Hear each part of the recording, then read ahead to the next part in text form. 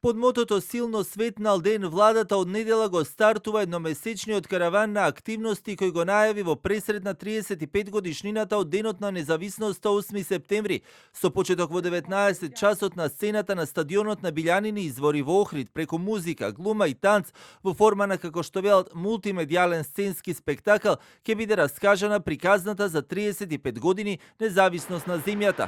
Најавата за стартот на караванот владата и Авалон, што ќе организираат, ја објавија и на социјалните мрежи. Преку музика, глума и танц во форма на мултимедијален сценски спектакл ќе биде раскажана приказната за 35 години независност на нашата татковина, истакнувајќи ги најзначајните историски моменти, подеми, предизвици и достигнувања од изминатите 3,5 децении.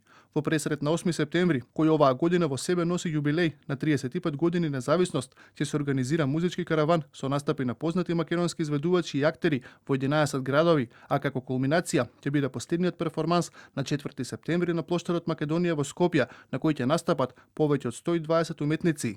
Паралелно веќе се одржуваат и музички настапи на странски диџеј. Телевизија 24 денеска побара одговор од Илинденска број 2 колку ќе чини целата организација, но не одговорија на нашето прашање. Ова предизвика реакции кај јавноста, но и на социјалните мрежи. Во краток разговор за Телевизија 24 поранешната антикорупционерка Билјана Ивановска само кратко вели дека владата и институциите мораат да бидат транспарентни кога се во прашање овие суми, но и да дадат одговор на јавноста за да не се добие печаток дека нешто се прави зад кулисно. Значи, тие треба да дадат одчет. Значи, одчетност, одговорност и транспарентност се основните принципи за добро владење и добро управување со финансиските средства.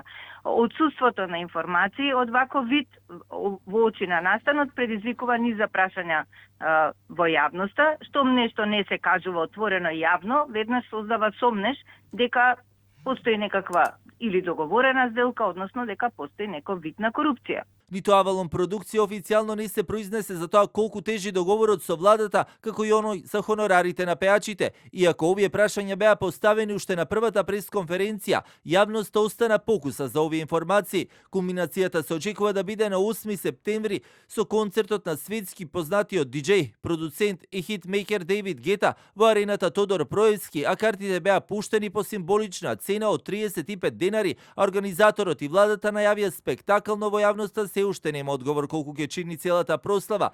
Гета последен пат настапи во Скопје во 2016-та во рамките на Скопје Колинг на тогашниот стадион Филип II, денешен национална арена Тоше Проевски. Настанот тогаш се одржа на 5 јуни 2016 година.